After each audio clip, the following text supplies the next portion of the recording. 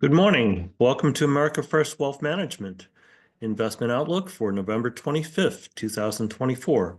My name is Dan Lew. I'm the Chief Investment Officer and Portfolio Manager at America First. This is our standard disclaimer. We're just offering this information here for informational purposes only. It's not investment advice or recommendations to purchase or sell any securities, and our opinions are subject to change as market data and events change.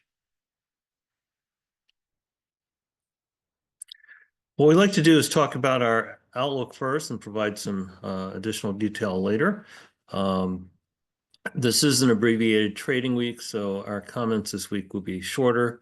But generally, we're seeing that the Trump election victory rally continues.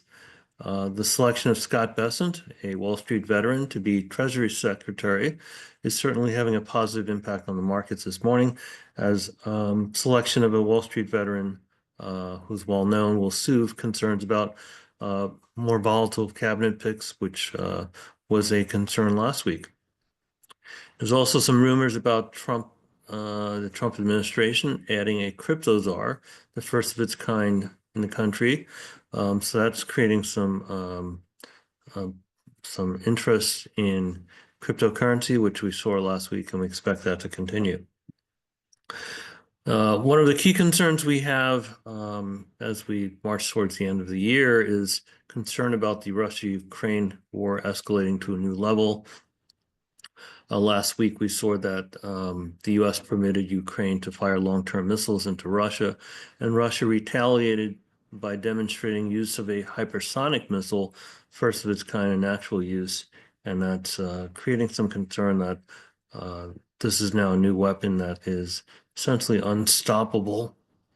And the question is, do things escalate further?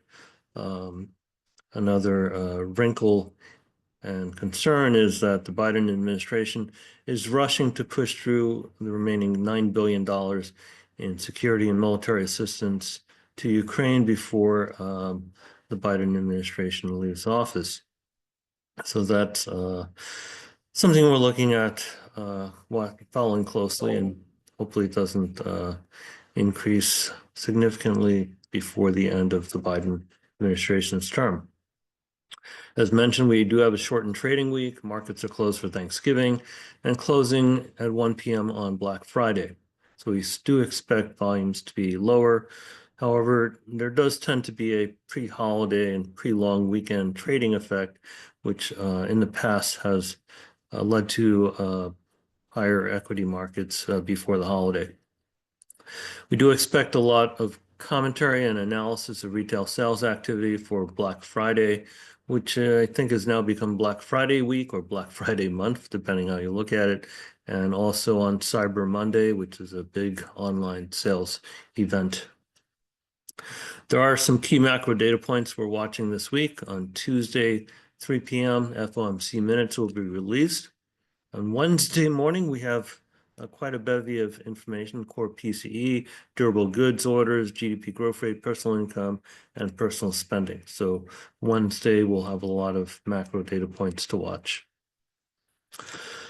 Summarizing the weekly market stats for last week, generally we saw the broader markets, Dow Jones, S&P, up, and it was nice to see the Russell 2000 up sharply, indicating stronger market breadth. However, we did see the tech-led NASDAQ and NASDAQ 100 index dropping a bit. Large cap growth and value names did well, as international stocks were up slightly and bonds were up slightly. The Magnificent Seven names, you can see some of the weakness in the tech names: Amazon, Alphabet, and NVIDIA. Alphabet in particular is being potentially asked by the DOJ to spin off their web browser business, and that caused the stock to drop off. And that kind of led the way down for the NASDAQ names. Amazon seeing some weakness. However, we'll see as the Black Friday sales and Cyber Monday sales get reported. We do expect Amazon hopefully to recover and bounce from the consumer activity. NVIDIA, despite reporting record sales and earnings and reaffirming their outlook, was essentially flat for the week.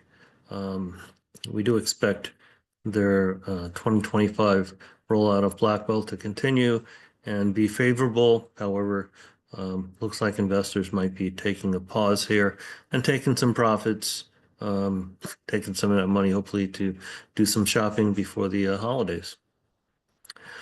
Tesla was the big winner among the Magnificent Seven names during the week, as there were discussions about how Trump administration policy could benefit Tesla auto sales and also Tesla's other businesses.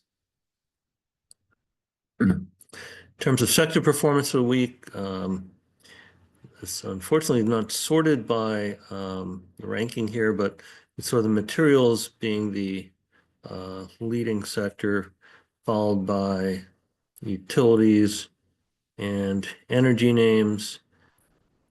Generally, everything was up across the board.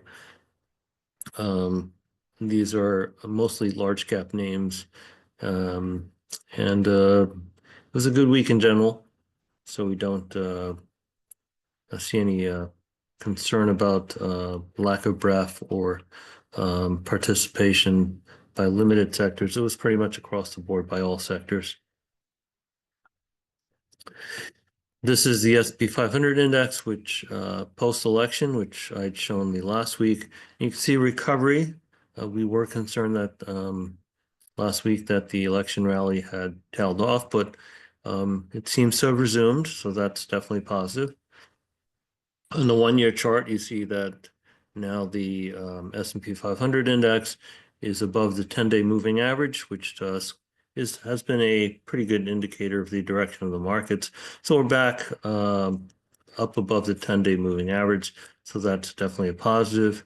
The RSI in the bottom is not it's in the above average zone, but not necessarily overbought. So this rally looks like it should continue to have some legs. And as we stated last week, we do expect the rally to continue through year end, and we don't see anything in the horizon, notwithstanding a surprise escalation in the Russia-Ukraine war. Looks like investors should enjoy continued upward momentum through year end. Turning to 10-year Treasury yields, we did see a slight drop in Treasury yields, down 2 basis points for a 10-year Treasury bond, now below the 10-day moving average, which is a bullish sign for interest rates. We'll see how the macro data released on Wednesday hopefully will confirm the continued trend in lower interest rates. Turning to the yield curve, we did see a slight drop in the yield curve from the prior week, the blue line being yield curve ending November 22nd. So the drop in rates was across the board from the higher maturities. You clearly see it from 3 years and out. I'm sorry, 2 years and out. You do see a drop in the yield curve maturities on the interest rates. So that's a move in the right direction. We're still above where the third quarter rates are, so there's still a lot of room to go. Hopefully we'll continue to see rates continue to drop and continue signs that inflation is under control. And as I mentioned, this is an abbreviated outlook for the week. I just want to wish everyone a happy Thanksgiving. Enjoy the continued bull market that we're seeing, and hope everyone is spending time with friends and family this holiday season. And with that, if anyone would like to reach out to us and talk about our products or services, um, review any of our performance and our outlook, we're happy to talk. We're always here. Please reach out to me or Jim Monahan. Our email information is here. And with that, wishing everyone a happy and safe holiday season. Happy Thanksgiving all. We'll see you again next week. Take care.